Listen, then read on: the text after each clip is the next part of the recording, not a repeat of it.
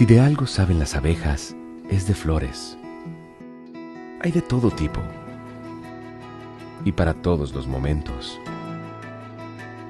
Lo importante no es solo su color, tamaño o forma, sino lo que hace sentir cada una. Y para esos sentimientos trabajan. Igual que el Banco Central, que trabaja para hacer florecer la economía y que sientas estabilidad. Para ese sentimiento de tranquilidad. Para ese sentimiento de crecimiento y desarrollo. Para que la primavera llegue a todos los sectores y los planes de muchos den grandes frutos. Banco Central de la República Dominicana, 75 años trabajando por una estabilidad que se siente. A mí y a mi familia nos encanta salir los fines de semana. Antes era diferente. La distancia y lo pesado del camino ponían a uno a pensarlo 2 veces. Ahora con la intervención de la Plaza de la Bandera y las circunvalaciones, todo fluye. Hay luz, señales y seguridad por todo el camino. Porque cuando el viaje se hace fácil, llegar donde tu gente se disfruta más. El gobierno de la República Dominicana trabaja para que cada viaje sea más seguro, con más iluminación, mayor presencia en las carreteras y asistencia 24/7 a través del 511. Obras que conectan comunidades, regiones y destinos. Menos vueltas en el camino, más tiempo donde importa. Vías que cambian vidas. Gobierno de la República Dominicana. Trabajo en una zona franca y a veces me toca volver de noche a casa. Antes, con esa carretera oscura, yo venía con el corazón en la boca. Ahora no. Voy en una vía iluminada y con el 511, si pasa algo, esa gente resuelve de una vez. Llego a mi casa tranquila, porque el camino siempre me cuida. El gobierno de la República Dominicana trabaja para que cada viaje sea más seguro, con más iluminación, mayor presencia en las carreteras y asistencia 24/7 a través del 511. Obras que conectan comunidades, regiones y destinos. Menos vueltas en el camino, más tiempo donde importa. Vías que cambian vidas. Gobierno de la República Dominicana.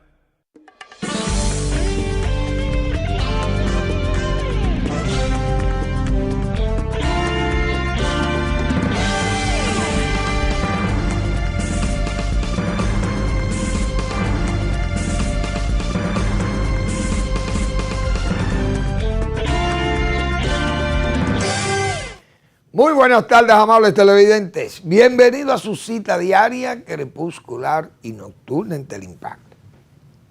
Es al final de la tarde, despidiendo el sol o comenzando la noche. Ponga su caridad en buenas manos. Apoye el Patronato de Lucha contra el Cáncer de Villa González Incorporado. Una institución que yo me complazco mucho cuando sugiero a mis amabilísimos televidentes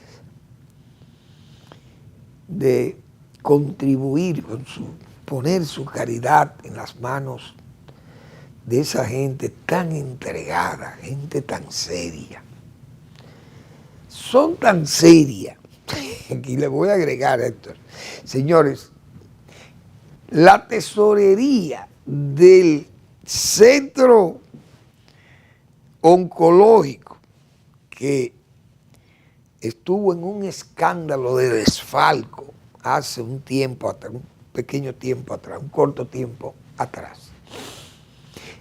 La tesorería, repito, de esa oncología cayó en el presidente del Patronato de Lucha contra el Cáncer de Villa González, por su seriedad, por su honestidad. Es decir, el nuevo consejo de ese oncológico que trajo tantos líos, la tesorería de ese centro está cubierta por ese caballero, don Nicolás Guillén, que es el presidente del Patronato de Villa González. Fíjense el nivel de confianza que ofrece ese patronato de lucha contra el cáncer de Villa González Incorporado. 809-443-8010. También el Hogar Escuela Santo Domingo Sabio. Espacio especial para que usted colabore con los salesianos en ese ancho ánimo de servicio a jóvenes que están en alto riesgo. Avenida Independencia, esquina Gregorio Luperón en Santo Domingo. Bien, vamos a ver los precios que están en fecha de hoy. Aquí tenemos el cacao, $3,405 la tonelada. Va en niveles poco a poco, podrían seguir subiendo, está muy bien. El azúcar, $14.75, también anda bien.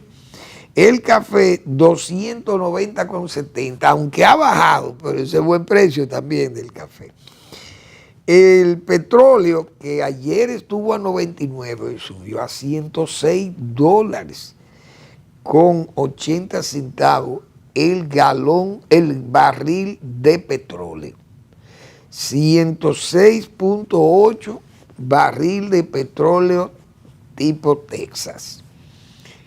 Y el tipo Brent, 118.03. Es decir, que esos son precios ya muy altos y peligrosos del petróleo. Esa es la pura verdad. Entonces el oro, 4.563.49. El dólar, dice esta tabla, que para mí es falsa, esta tabla en ese precio del dólar, 59.58 la compra y la venta 60.19, pero la venta es a 61 que está, no es a 60, es a 61. Te lo venden los bancos. Entonces te ponen ahí 60 y 59, cuando tú vas te clavan 61, 60, etcétera, etcétera. Pero bien, eso es lo que hay en esas informaciones de precios. El Banco Central anuncia que la tasa de política monetaria se queda invariable, porque en Estados Unidos también el señor Jeremy Powell dijo, no, vamos a dejar la tasa como están en 3.50, 3.75%. Es la tasa de política monetaria en los Estados Unidos, donde el señor Jeremy Powell, que todavía está en funciones, presidente de la Reserva Federal, pero dice que no va a bajar porque que la inflación se ha encaramado a más de 3% en los Estados Unidos, y eso es una realidad que es irrefutable por efecto también de toda esta gasolina. Eso, nada más la gasolina, que ha subido a $4 y más el galón de gasolina en Estados Unidos.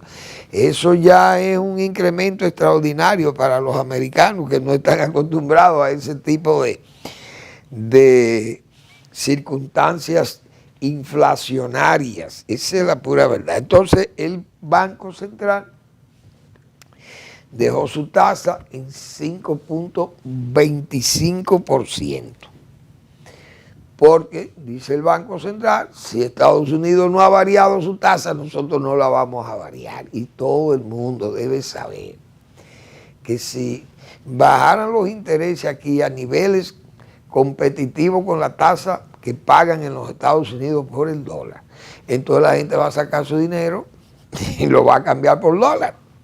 Es una cuestión muy lógica. Entonces se va a encarecer el dólar, se deprecia el peso y eso crea problemas. Entonces el banco mantiene su tasa de política monetaria. Hay unas columnas ahí, unos cuadros, no sé si Eri lo podrá poner. Bueno, ahí están tasas de política monetaria en América Latina. Fíjense qué alto está en Brasil, 14.50. ¿Y a cómo que prestan los bancos en Brasil? Pues debe salir como a 35. Dios mío. Lo prestan. Por eso es una tasa cara. En Colombia, 11.25. Dios mío. México, 6.75. Uruguay, 5.75. Paraguay 5.50, nosotros 5.25. Chile 4.50, Perú 4.25, Guatemala 3.50 y Costa Rica 3.25.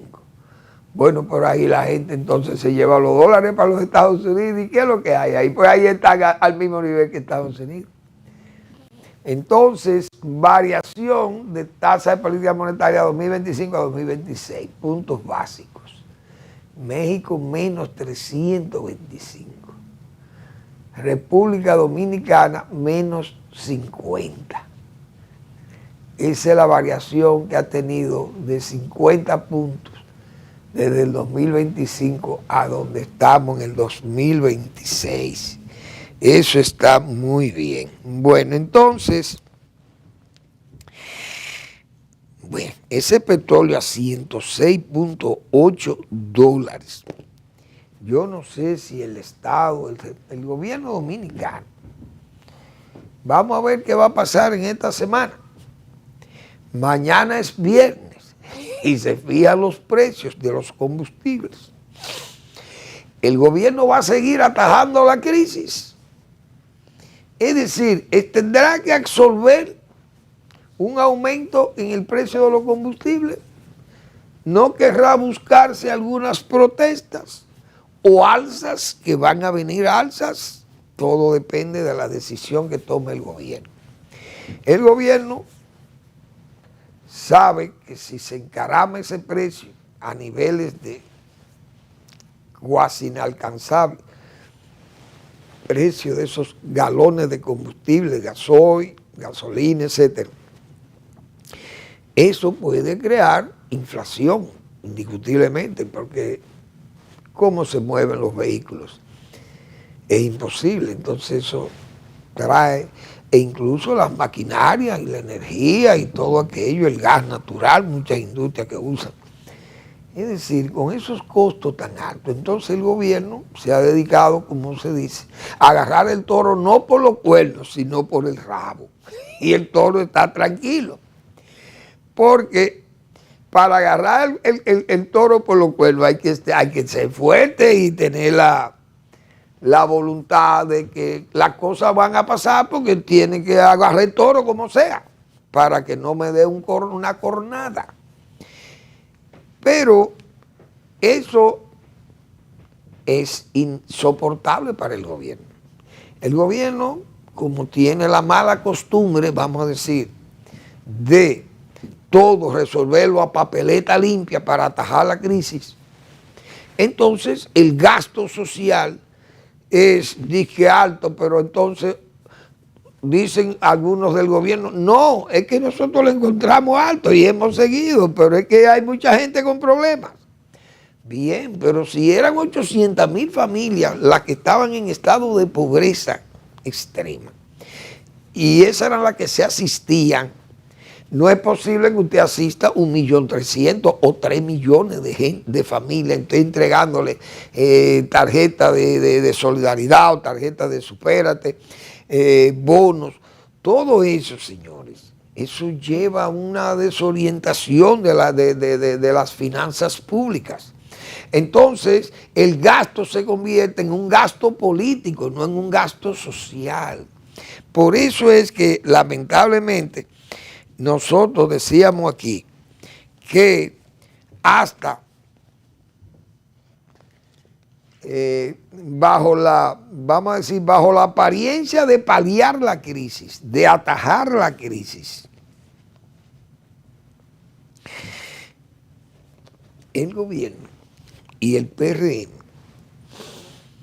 han jugado al gasto político más que al gasto social. Aunque se pasa como gasto social, porque va orientado a pobres, pero fíjense que han subido de 800 como a 3 millones, o a 1.4 millones, 1.5 millones de familias. Ese gasto se hace aparentar que es un gasto social, pero eso es un gasto político, más que un gasto social, y eso lo evidencia todos esos apoyos, esas ayudas a familias no tan pobres, más familias políticas. Entonces hay que tener cuidado. Yo por eso aquí he dicho, señores, va a dar brega derrotar, es casi utópico derrotar, pensar que se puede derrotar al PRM en las elecciones de 2028, al PRM y a Luis Abinader. Porque es que el presidente mismo está jugando a heredar o a tener un liderazgo de peso mañana o cuando él salga del poder, no sé, pero hasta la publicidad el presidente la hace, cosa que uno no había visto eso aquí. Yo me imaginaba a Balaguer haciendo promoción de publicidad. Ni a don Antonio, ni siquiera a Salvador de Blanco tampoco. Pero hemos visto de todo. Entonces, decía yo, va a ser casi imposible derrotar al PRM, porque el PRM lo que ha hecho es orientar ese gasto a hacer un gasto político, es decir, un bono voto, o un bono que busca el voto por adelantado. Imagínense ustedes, y esto se lo digo a la oposición, para que la oposición se oriente o se reoriente después de lo que dijo Danilo Medina, de que su partido no va a negociar con sus verdugos. Muy bien. Ahora, esa gente del PLD están dispuestos a inmolarse. Están dispuestos a inmolarse porque Danilo Medina le diga que hay que inmolarse. Inmólense. Antes era enriquezcanse, caballeros. Hoy es a inmolarse. ¿Ustedes creen que ese PLDismo, viendo frustrada la posibilidad de que ellos ocupen un segundo lugar, que la fuerza del pueblo les superará, porque ya le ha superado, y la gente está en que con la herramienta que va a luchar contra el PRM es con la fuerza del pueblo? Eso es lo que está claro. Y el PLD es un partido que tiene ahí unos votos que sirven de bisagra, que en una segunda vuelta son muy importantes, o hasta en una misma primera vuelta. Todo dependerá de cómo estén los sondeos, el nivel de deterioro que pueda caer en el gobierno, etcétera, etcétera. O si hay una división, entonces la gente dice, no, pero vámonos ahora con el que está segundo o el que está en primero muy cercano del segundo. Vámonos con uno de los dos y vamos a empujar esto para que se vaya. Entonces ahí está la opción de Leonel Fernández, que será el candidato de la fuerza, y el candidato que escoge el PRM y el gobierno. El PLD, como no se va a inmolar por Danilo, bueno, ¿qué va a hacer? Danilo podría quedarse en la gatera y decir, bueno, yo le doy la libertad a mis correligionarios de que hagan lo que les dé la gana, como dicen, con su voto. Muy bien. Esos PLDistas ideologizados, una gran mayoría de ellos en la época de Bosch y Leonel Fernández, que fue el que lo llevó al poder y lo acomodó en el poder, y hoy son ya magnates políticos, muchos de ellos, no le queda más remedio que ir a votar por el que ellos han votado todo el tiempo, o votaron. Su líder fue Leonel Fernández, que levantaba las emociones entre ellos, y le llegó tal vez a sacar esas lágrimas emocionales que da la política. ¿Quién sabe? Esa gente podría ir y votar por Leonel Fernández, porque no le queda más remedio. Como dice, además Danilo no es un líder como tipo Balaguer, aquellos líderes que levantaban emociones, un Peña Gómez. Esa gente mandaba a votar por el que ellos le daba la gana y la gente seguía en forma borreguil. Pero con Danilo Medina se teme que no sea así necesariamente. ¿Por qué? Porque el PLD sabe que Leonel lo conoce, que ya Leonel le había dado decreto a todos los que están al lado de Danilo Medina. A todos le dio decreto Leonel Fernández. Ellos se quedaron con Danilo porque Danilo siguió a Leonel 8 años y dijeron, bueno, quedémonos aquí. Y no se fueron con el leonelismo, se quedaron con el danilismo que estaba en el poder. Pero ya para alcanzar el poder y volver a una posición, es más fácil con el que me conoce. Y no arriesgarse ahí en el PRM, porque el PRM, ¿qué le va a dar? Si no le ha dado nada ahora, probablemente lo que le dé sea muy poco para mañana. Pero la política varía mucho. Podría ser que le complazcan y le den medio gobierno a Danilo Medina y tal vez sus juicios se deshacen un poco, los juicios de sus amigos íntimos y familiares. Pero eso todavía es materia de especulación porque uno no sabe. Ahora, el gobierno y el PRM saben en lo que están, porque tienen ese gasto político, repito, no un gasto social. Se hace aparentar como social. Pero ¿qué es lo que busca? Pensiones, títulos definitivos, solares, bonos de todos los tipos, porque habían el bono gas y el bono eléctrico. Supérate, que eran unos pequeños fondos que se le daban a la familia. Pero ahora no. Ahora son miles de pensiones a familias que no han trabajado en el Estado. Otras que tal vez trabajaron algunos añitos, pero no aplican, no califican. Pensiones privilegiadas, titulación, bonos de todos los tipos, nóminas increciendo, porque son nóminas muy abultadas. Todo ese panorama político electoral que está montando el gobierno y el PRM, eso es una maquinaria para garantizarse el voto en el 2028. Por eso es que digo, luce casi utópico derrotar a un partido que se ha dado a la tarea de manipular el gasto social como gasto político, porque eso se llama gasto político más que gasto social. Garantizarse una afiliación o una adscripción política sobre la base de la dádiva, de atajar las crisis con todos estos subsidios y todos estos gastos. Pero yo me pregunto, ¿y con qué se van a pagar esos gastos? Con la deuda externa. Hoy, por ejemplo, vimos en la prensa, el gobierno regala 30 millones de pesos a ganaderos afiliados a Conaleche. Y le dicen, miren, ustedes tienen un bono de 70% que no tienen que pagar, lo va a asumir el gobierno, para ustedes adquirir equipo de riego por goteo, o microaspersión, o de riego en sentido general para sus pastos, mejorar sus pastos. Pero es que ustedes lo ven como un gasto social, un subsidio así. No es un gasto político, es una forma de hacer política sobre las políticas lecheras o ganaderas, ese es su sector lechero. Porque todo es dando, es dádiva, es regalando el dinero. Eso, no hay país que pueda soportar eso. Por eso, ayer decíamos, la República Dominicana tiene que disponer de 101 miles de millones de pesos. 101.000 millones de pesos, es decir, 1.000 millones diarios de pesos. Tiene que buscar la Tesorería Nacional para pagar la deuda externa. Los intereses de la deuda externa. Deuda, la gran mayoría, concertada con bonistas privados.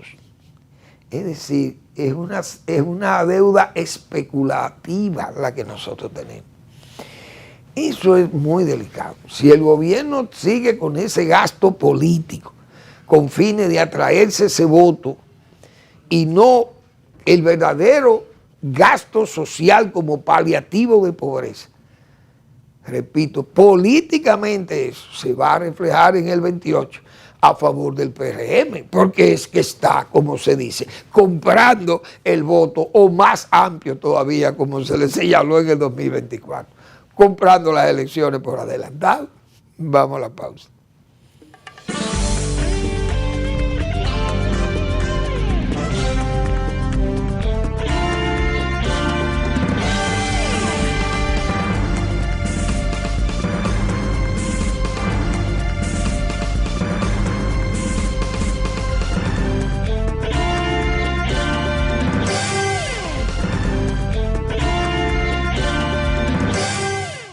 Antes, había lugares donde llegar era un reto, que el vehículo aguantara y que el camino no se hiciera eterno. Hoy, el gobierno de la República Dominicana sigue avanzando. Muchas obras ya están listas y las que vienen siguen cambiando el país. Porque una carretera es más que asfalto, varilla y cemento. Es trabajo, es oportunidad, es una promesa cumplida. Es llegar seguro, con vías bien iluminadas, asistencia 24/7 a través del 511 y obras que conectan comunidades, regiones y destinos. Menos vueltas, más tiempo donde quieres estar. Vías que cambian vidas. Gobierno de la República Dominicana. Antes, yo salía con mi camioneta cargada y llegaba por la mitad. Perdía muchísimo tiempo. Hoy, esta carretera lo cambió todo. Entrego a tiempo, mi producto llega nítido y mi negocio no para de crecer, porque no solo es vender más, es volver a mi casa tranquilo. El Gobierno de la República Dominicana trabaja para que cada viaje sea más seguro, con más iluminación, mayor presencia en las carreteras y asistencia 24/7 a través del 511. Obras que conectan comunidades, regiones y destinos. Menos vueltas en el camino, más tiempo donde importa. Vías que cambian vidas. Gobierno de la República Dominicana. Si de algo saben las abejas, es de flores. Hay de todo tipo y para todos los momentos. Lo importante no es solo su color, tamaño o forma, sino lo que hace sentir cada una. Y para esos sentimientos trabajan. Igual que el Banco Central, que trabaja para hacer florecer la economía y que sientas estabilidad. Para ese sentimiento de tranquilidad, para ese sentimiento de crecimiento y desarrollo, para que la primavera llegue a todos los sectores y los planes de muchos den grandes frutos. Banco Central de la República Dominicana, 75 años trabajando por una estabilidad que se siente.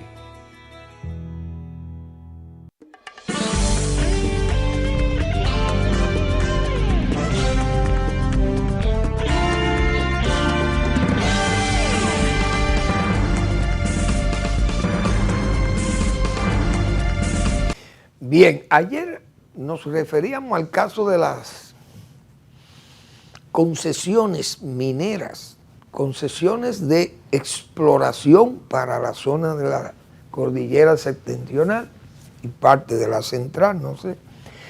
Y diríamos la disputa que hay con Colquest, esa compañía canadiense, que exige que se le haga un inventario ambiental, no sé, una especie de auditoría ambiental para ver los daños que podría o no provocar la explotación del oro en el Romero de San Juan, y señalaban que tienen una comisión estratégica para analizar las consecuencias medioambientales y los problemas que podrían generarse o las soluciones que tienen para que no hayan esos problemas, etc. La comunidad de San Juan de la Maguana está rebelde, como las demás comunidades del Cibao, y decíamos que la Iglesia Católica se integra a las protestas, por lo menos, no vamos a decir las protestas callejeras o a la ebriedad de la calle, pero es una voz fuerte, es una voz poderosa. La voz de la Iglesia Católica es una voz de alta opinión pública, vamos a llamarle así. Entonces la Iglesia, por lo menos en la parte cibaeña, se une a los caminantes, a los protestantes. En este caso no son protestantes del cristianismo, son protestantes de lo que se entiende como la agresión a los medios o al medio ambiente de las montañas que acabamos de señalar.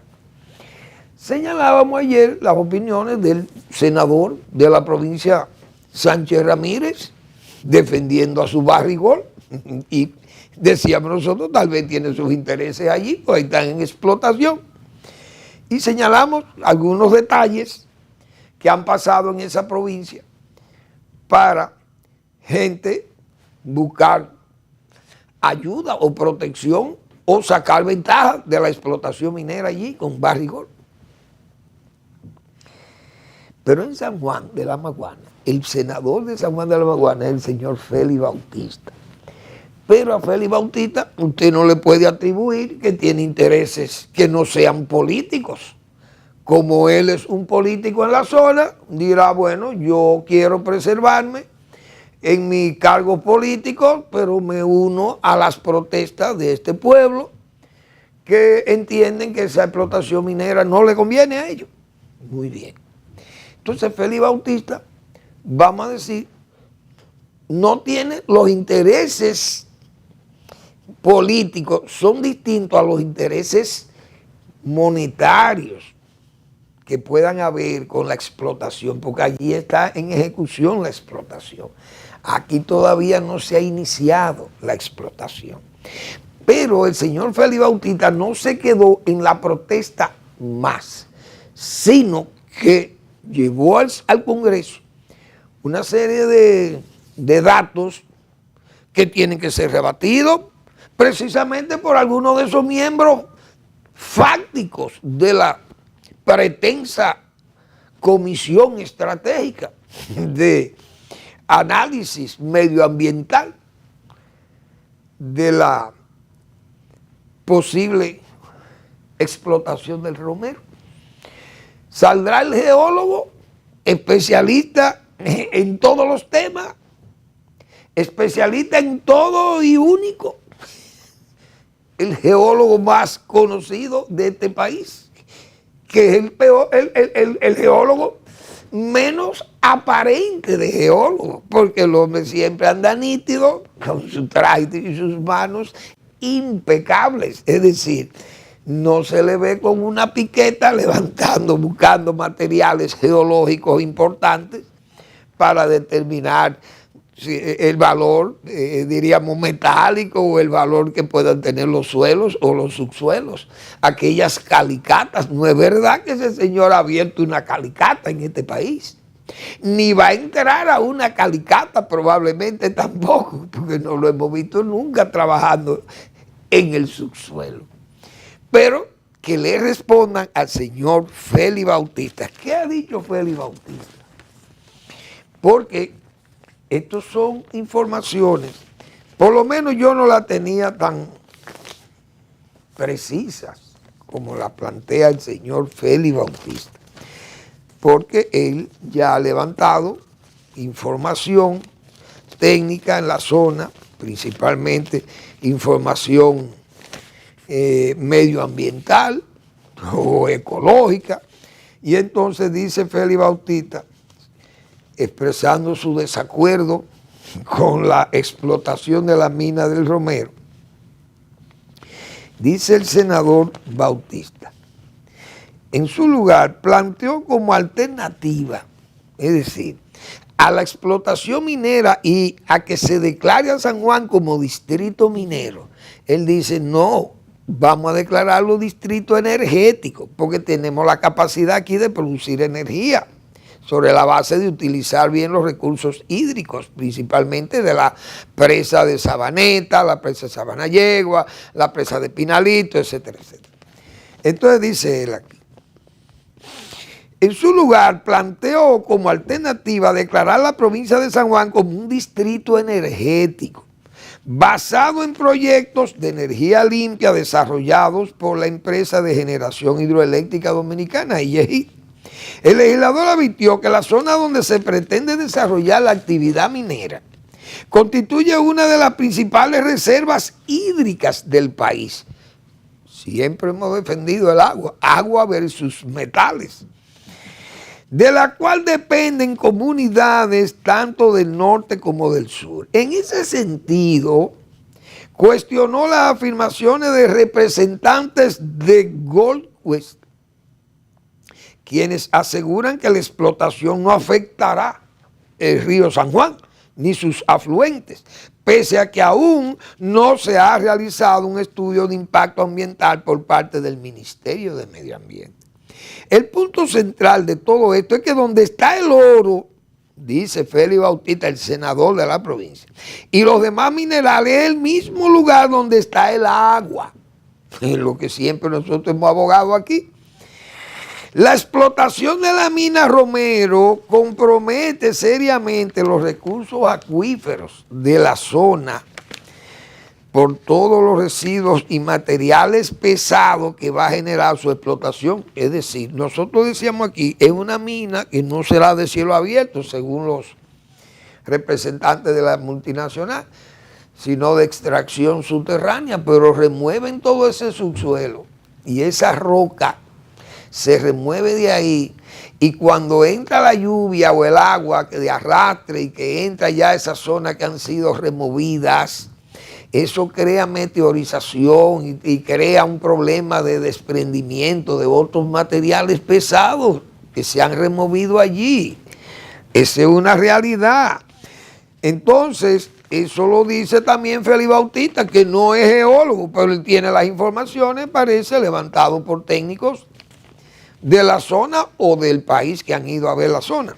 Según el legislador, la explotación minera generaría residuos de metales pesados como zinc y cobre, además de químicos industriales que podrían contaminar importantes embalses como la presa de Sabanayegua, Sabaneta, Palomino y Monte Grande, afectando así a más de 770,000 habitantes distribuidos en 46 municipios, 7 provincias y 75 distritos municipales de la zona. Esa información es importante, ¿por qué? Porque el senador de Sánchez Ramírez pudo habernos dicho que esos miles, y ahí son más la gente, están libres de advertencia, que ahí no hay problema en Sánchez Ramírez, que es donde se está explotando oro de verdad, con una mina que es a cielo abierto y con materiales de todos los niveles de intoxicación, como hemos dicho aquí. Se lleva 1 kilo de oro, necesita 375,000 litros de agua. Aparte de los cloratos y productos que se usan para dinamitar la roca, la dinamita y los hidrocarburos y el cloruro de qué sé yo qué, que se usa ahí de azufre o de amonio, no sé. Señores, esas cosas tienen que plantearse. Claro, el senador de Cotuí, del Sánchez Ramírez, citó cuántas son las familias que viven ahí. ¿Y cuáles son las presas? Y hay una presa de Atillo que ahora resulta que está verde. Pero cuando se construyó que no estaba operando esa mina ahí, eso no surgía ahí. Ahora es el cambio climático, o son de que unas algas que se han desarrollado allí, pero nadie se atreve a poner en duda que puede ser también residuos, remociones, arrastre hacia la presa, aguadas, cañadas, etcétera, etcétera, o producto de las escorrentías, de erosión, etcétera, etcétera, y arrastran todos esos materiales tal vez removidos en la zona de la mina y van a parar al lago de la presa. Y colorea de ese color las aguas de la presa del río Yuna. Y entonces, ¿qué es lo que hay? Esos son los peligros que tiene esa minería tan atractiva para algunos, pero la minería extractiva, remueve esa base geológica, se remueve, es lo que está diciendo este caballero también, con datos que, no, repito, él no lo ha obtenido como técnico, se lo han ofrecido, me imagino. Entonces, 770,000 habitantes, 46 municipios, 7 provincias y 75 distritos municipales en la zona. Esa gente van a ser convocada y estamos hablando de un senador que ha ganado todas las veces que ha competido allí, gana con votos más que todo el mundo, pero no en la zona, sino en el país. Es el legislador más votado en las elecciones del país. Es Félix Bautista, puede hablar, porque sus números electorales están ahí. Y él es representante en el Senado de esa provincia de San Juan de la Paguana. Bueno, convertirlo en distrito energético, dice él, Como alternativa, el senador explicó que YEGI tiene en su poder los estudios de un proyecto que busca generar energía limpia utilizando el agua de la presa de Sabaneta a modo de batería natural para almacenar energía y proveerla en horas de mayor demanda.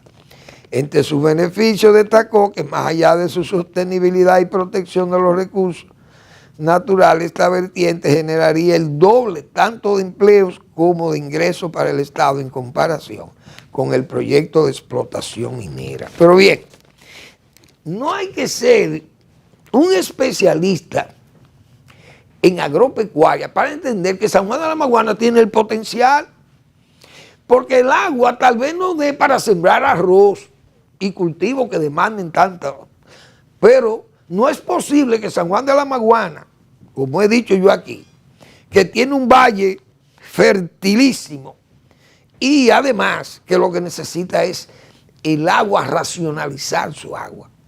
Es decir, si en San Tomé siembran arroz, y yo recuerdo que desde el año 1976 se estableció ahí una resolución para evitar la siembra de arroz en la zona de San Tomé. ¿Por qué? Porque San Juan, el agua no se puede tomar para arroz, porque el arroz no es para San Juan y hay que sacar ese cultivo incluso de San Juan de la Maguana. Pero de San Tomé se sacó.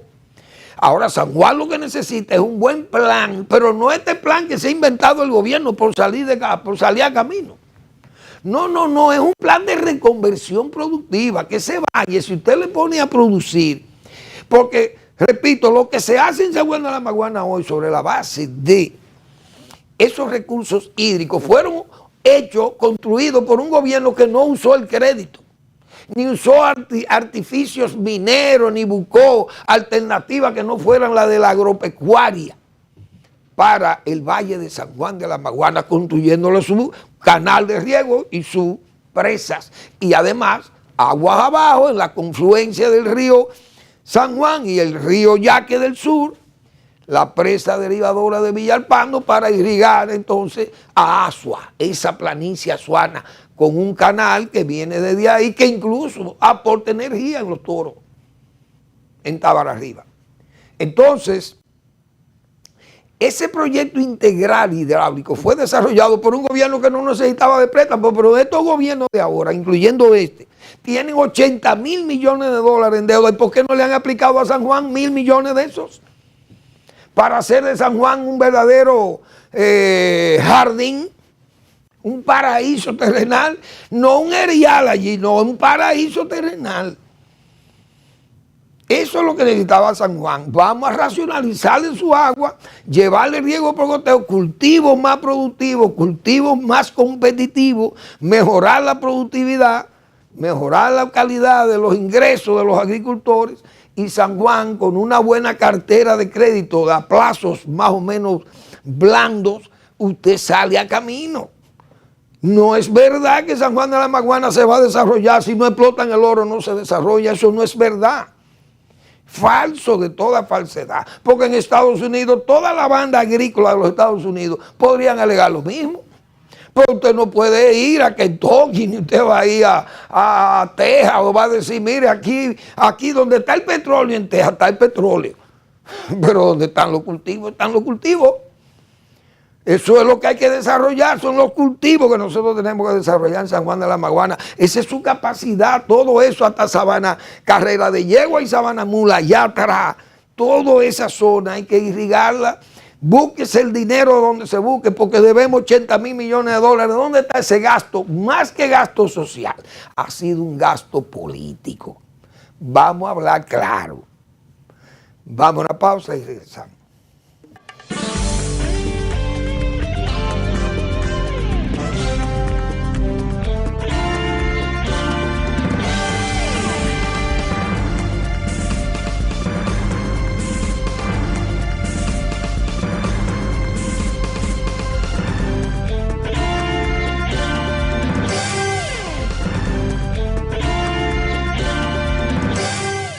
Yo cruzaba ese monte a pie, oscura y sola todos los días. Pues los muchachos me esperaban. Por ellos, uno hace lo que sea. Ahora, llego segura y ellos a tiempo. Porque el cambio también se ve en el camino. El gobierno de la República Dominicana trabaja para que cada viaje sea más seguro, con más iluminación, mayor presencia en las carreteras y asistencia 24/7 a través del 511. Obras que conectan comunidades, regiones y destinos. Menos vueltas en el camino, más tiempo donde importa. Vías que cambian vidas. Gobierno de la República Dominicana. Si de algo saben las abejas, es de flores. Hay de todo tipo y para todos los momentos. Lo importante no es solo su color, tamaño o forma, sino lo que hace sentir cada una. Y para esos sentimientos trabajan. Igual que el Banco Central, que trabaja para hacer florecer la economía y que sientas estabilidad. Para ese sentimiento de tranquilidad, para ese sentimiento de crecimiento y desarrollo, para que la primavera llegue a todos los sectores y los planes de muchos den grandes frutos. Banco Central de la República Dominicana, 75 años trabajando por una estabilidad que se siente.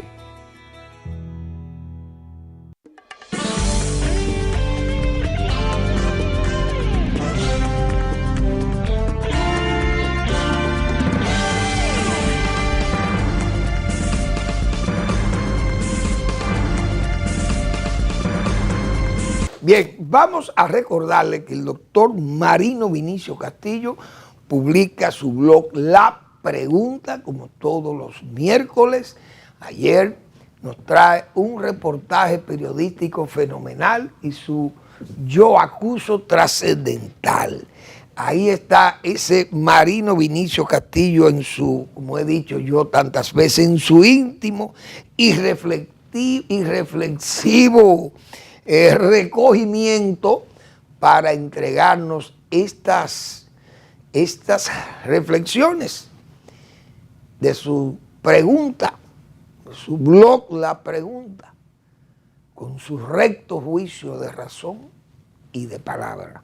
Les invito a que lean al doctor Castillo.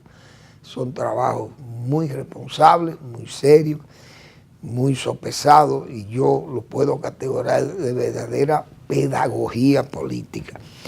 Eso es Marino Vinicio Castillo en su íntimo y reflexivo recogimiento en que está ese caballero ilustre de este país, todo un intelectual del derecho y un intelectual de verdad, Marino Vinicio Castillo.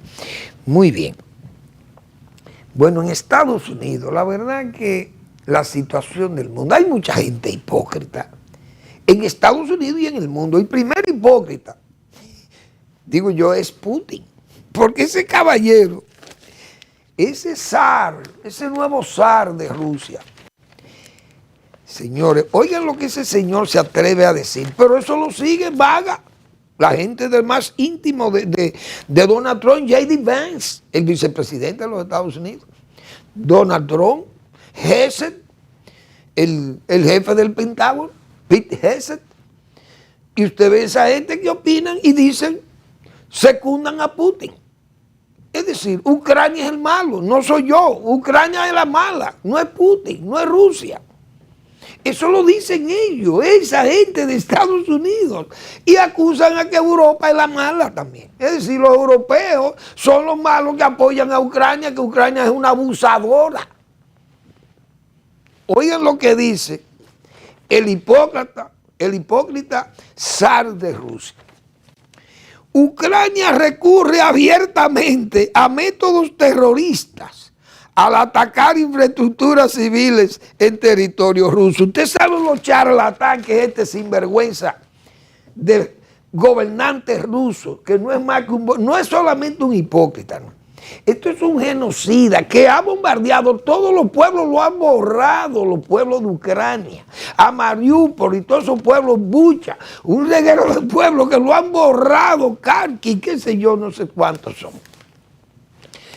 Pero es tan hipócrita que él mismo, su misma Rusia lo está reconstruyendo, pues reconoce que lo destruyó a todo, como hizo con la Grozny, la capital de Chechenia, la borró. Es decir, todos los apartamentos bombardeados, igual que en Ucrania. Ucrania todavía no ha bombardeado un. Señores, van miles de drones, no digo que pueda caer un ala de un dron que derriben o que se desvíe y caiga en una... Pero estos de Rusia son lanzados, los misiles de precisión, son lanzados a redes sobre hospitales, escuelas y todo, y ahí están miles de muertos en Ucrania. 14 o 15 mil niños que fueron secuestrados para adiestrarlos y hacerlos rusos. Es decir, este genocida viene y se queja y dice que Ucrania es la que está bombardeando, es lo que él está haciendo. Yo me acuerdo aquí que cuando el PRD quería decirle algo a Balaguer, siempre le decían lo mismo que ellos hacían. Es decir, cuando el PRD se quejaba era de que ellos sabían lo que venían a hacer, que eso era algo que ellos querían hacer. Yo me acuerdo en aquellos tiempos. Pero es para que se vea cómo es que está actuando Estados Unidos. Con este Putin, este putrón, Ucrania luchando contra el putrón y Europa, se lo dicen todos los europeos y se lo ha dicho todo el mundo. Y Donald Trump con su efecto putrón, Putin-trón, tiene a sus íntimos también en lo mismo. El Pentágono dice que lleva gastado 25 mil millones de dólares en la guerra. Una guerra que ahora mismo está en un limbo, ni guerra ni paz. Y tregua más tregua. Pero no dice que allá hay 30 generales y almirantes que han sido despedidos en esta administración por un estúpido. Un hombre que no conoce, tal vez sabe lo que es un rifle, porque creo que fue combatiente o estuvo en las Fuerzas Armadas de los Estados Unidos, el señor Hesse. Pero generales y almirantes, hombres veteranos de guerras anteriores de Estados Unidos, han sido despedidos y le ha pasado a Estados Unidos como le pasó a Hitler. Que Hitler siempre aplicó políticas de guerras holocáusticas. Y el que no hace guerra holocáustica no la gana. Porque usted tiene que, como dice, bueno, Putin, que es un estúpido, que no tiene, se ha llevado a cabo una guerra holocáustica, pero Israel no pierde sus guerras, porque son guerras holocausticas las que hace Israel de borradura de pueblo. Entonces Israel gana su guerra aunque pierde la paz. Estados Unidos gana las batallas pero pierde la guerra porque no hace guerra holocáustica. Si usted va a atacar a Vietnam, usted tenía que borrar a Vietnam. Pero no borraban a Vietnam, no se puede porque entonces me cae encima Naciones Unidas y el mundo entero. ¿Y qué hacía Hitler? Borraba a los pueblos a bombazos. Y Estados Unidos no lo puede hacer. Pero a la hora que Hitler comenzó a creerse él más general que los generales de él, ¿dónde terminó Alemania? Hundida, perdiendo la guerra y humillada. Estados Unidos ha despedido más de 30 generales del Pentágono, veteranos de guerra todos, para que la guerra la dirijan gente que no saben de eso, que no han ido nunca a campo de batalla ni a estudiar la guerra. Ahí anda Estados Unidos, despistado, como dijo el canciller de Alemania, humillado por Irán prácticamente. Entonces lo que debieron hacer antes es lo que están haciendo ahora, el bloqueo naval diríamos de la yugular de Irán, porque Irán es el que más sufre, porque Emiratos Árabes Unidos es un país que debe tener, eso no tiene 1 millón de habitantes, pero son súper ricos, eso aguantan, eso resisten, y no fuimos de la OPEP. Se dan el lujo de salir de la OPEP, pues son ricos. Pero Irán tiene 90 millones de almas. Eso no es un paísito. Estados Unidos es una pena. La verdad que eso da. Eso que decía el rey de Inglaterra, que ya el tiempo se me pasó, pero mañana voy a hablar todavía de ese discurso del rey. Esas precisiones que le hacía Donald Trump. Decir, no, nosotros tenemos que andar juntos, como hemos andado siempre juntos. Y el enemigo de nosotros es Rusia, no es Ucrania, como si siempre viene diciendo la gente más íntima de Donald Trump. Gracias por su atención, nos vemos mañana en otra entrega de Al Final de la Tarde, despidiendo el sol y comenzando la noche.